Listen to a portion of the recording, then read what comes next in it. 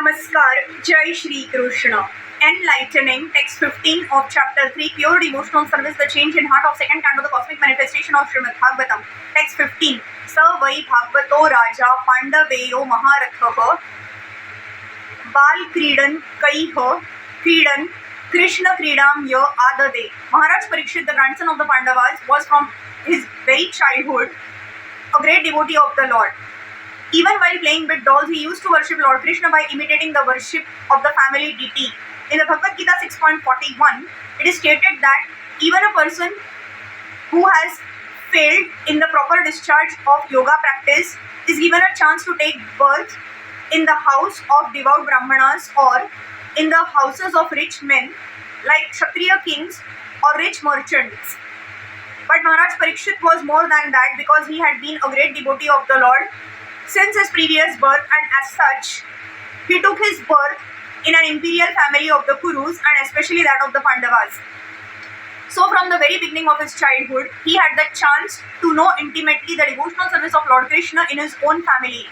The Pandavas, all being devotees of the Lord, certainly venerated family deities in the royal palace for worship. Children who appear in such families fortunately generally imitate such worship of the deities even in the way of childhood play.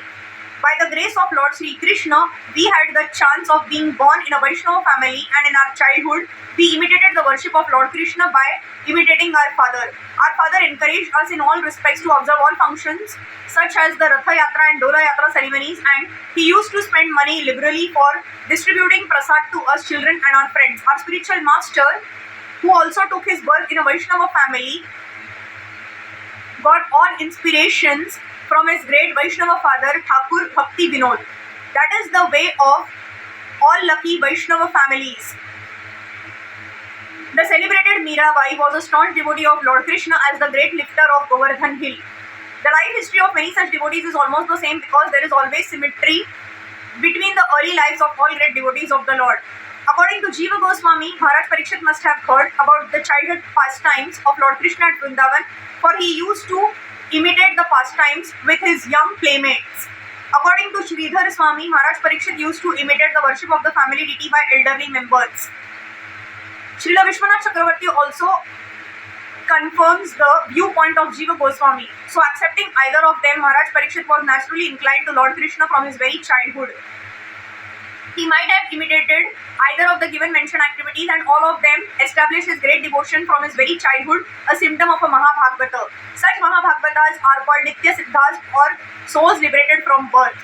But there are also others who may not be liberated from birth but who develop a tendency for devotional service by association, and they are called Sadhana Siddhas.